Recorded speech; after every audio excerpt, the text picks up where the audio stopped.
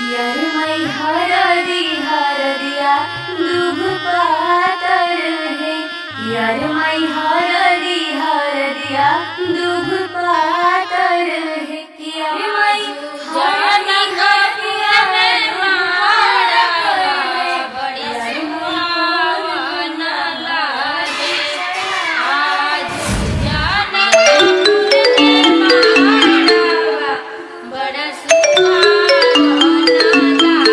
Hello. हाँ hello. कहाँ बाड़ा? घरे बनी। अरे जल्दी आओ ना। अरे इतना जल्दी कब आ? हमरा ये सब कुछ नहीं सुने के, जल्दी आओ ना। अरे तो इतना घबराइल काहे बड़ू? हमरा जिंदगी और मौत के सवाल बा, प्लीज जल्दी आ जाना। ठीक बा आओ।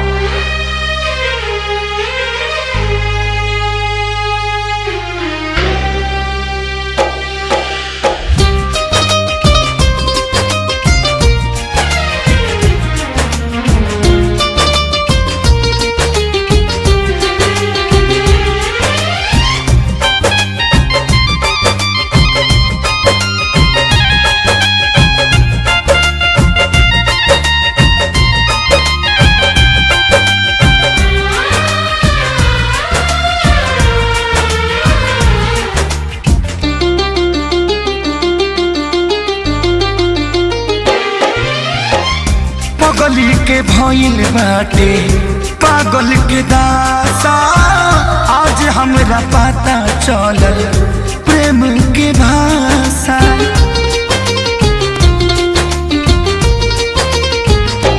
हाँ पगली के भइल बाटे पागल के दासा, आज हमरा पता चलल प्रेम के भाषा।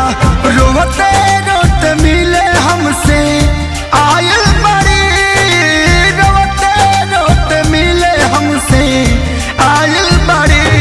हमर जान आज हरदी से लटाइल बड़ी, हमर जान आज हरदी से लटाइल बड़ी।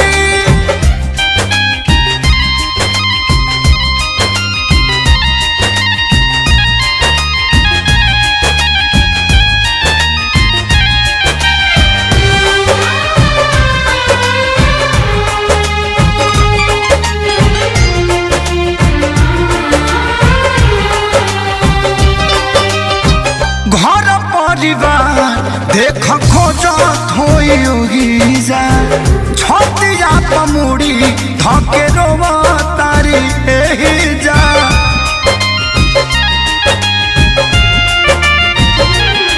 हथवा के मेहंदी मिटावेली इ तो हमरे के समझावेली। अखिया बाल राइल पागा लाइल बड़ी, अखिया बाल राइल पागा लाइल बड़ी। हमर जान आज हरद से लटाइल बड़ी, हमर जान आज हरद से लटाइल बड़ी।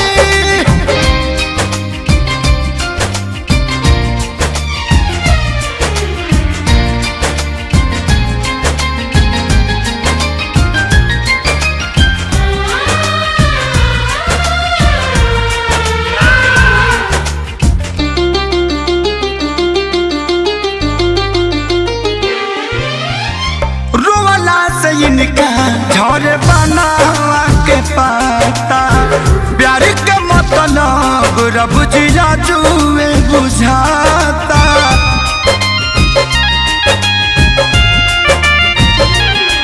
हम इनका से तनिको खफा नहीं खी, काहे की जान बेवफा नहीं खी।